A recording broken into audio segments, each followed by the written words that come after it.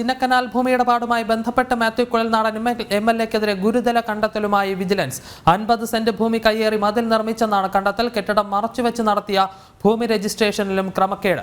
MLA നികുതി വെട്ടിപ്പ് നടത്തിയെന്നും വിജിലൻസിന്റെ പ്രാഥമിക അന്വേഷണത്തിൽ കണ്ടെത്തൽ. അതേസമയം ചോദ്യങ്ങൾക്കെല്ലാം മറുപടി നൽകിയെന്നും അന്വേഷണവുമായി സഹകരിക്കുമെന്നും മാത്യു കുഴൽനാടൻ വ്യക്തമാക്കി.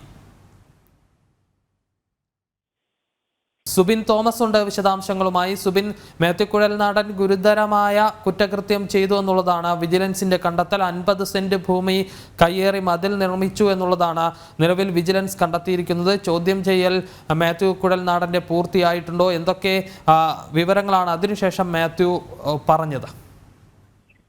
മാത്യു കുഴൽനാടന്റെ ചോദ്യം ചെയ്യൽ നിലവിൽ പൂർത്തിയായിട്ടുണ്ട്.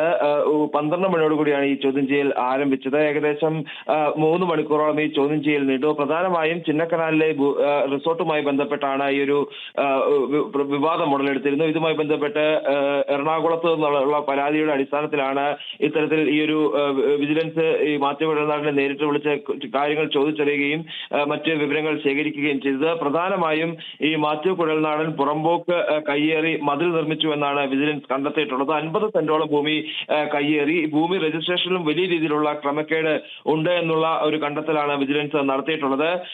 1000 ചതുരശ്ര അടി വിസ്തീർണമുള്ള കെട്ടിടം രജിസ്ട്രേഷൻ സമയത്ത് അത് മറച്ചു വെച്ചു. കൂടാതെ ഈ ആധാരത്തിൽ കൂടുതൽ സ്ഥലമുണ്ടെന്ന് കണ്ടെത്തിയിട്ടുണ്ട്. സർക്കാർ ഭൂമി ഉണ്ടെങ്കിൽ അത് അത് തിരിച്ചു പിടിക്കാനുള്ള ഒരു ശുപാർശ നൽകാനാണ് നിലവിൽ ഈ വിജിലൻസ്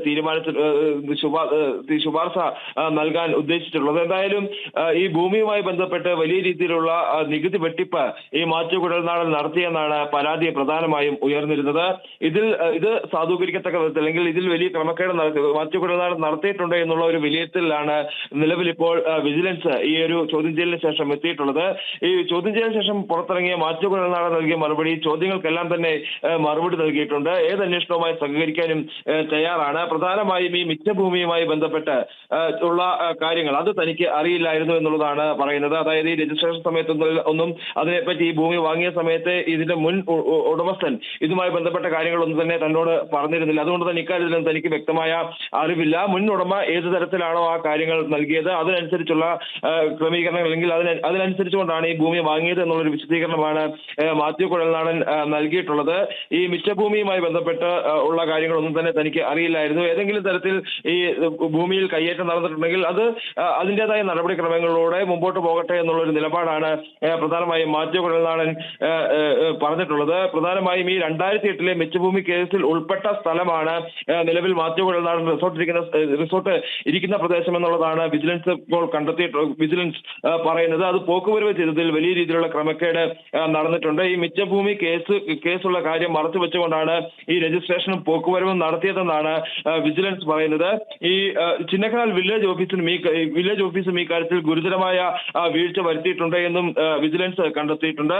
മാത്യു കുഴൽനാടിന്റെ കൈവശമുള്ള അധിക ഭൂമി അത് തിരിച്ചു പിടിക്കാനുള്ള ശുപാർശ നൽകുമെന്നാണ് നിലവിൽ വിജിലൻസ് വ്യക്തമാക്കിയിട്ടുള്ളത്. എന്തായാലും വരുന്ന ദിവസങ്ങളിൽ ഇതുമായി ബന്ധപ്പെട്ട് വീണ്ടും മാത്യു കുഴൽനാടിനെ വിളിച്ച് ചോദ്യം ചെയ്യാനുള്ള അല്ലെങ്കിൽ വിവരങ്ങൾ ശേഖരിക്കാനുള്ള സാധ്യത കൂടുതലാണ്. യെസ്, അത് തന്നെയാണ്. മാത്യു കുഴൽനാടൻ 50 സെന്റ് ഭൂമി കയ്യേറി മതിൽ നിർമ്മിച്ചു എന്നുള്ളതാണ് നിലവിൽ വിജിലൻസിന്റെ കണ്ടെത്തൽ. ചോദ്യം ചെയ്യലിൽ മാത്യു കൃത്യമായ മറുപടി നൽകിയിട്ടുണ്ട് എന്നാണ് മാധ്യമങ്ങളോട് മാത്യു കുഴൽനാടൻ അതിനുശേഷം വ്യക്തമാക്കുകയും ചെയ്തത്. സുബിൻ തോമസ് ആണ് ഇപ്പോൾ വിശദാംശങ്ങൾ നൽകിയത്.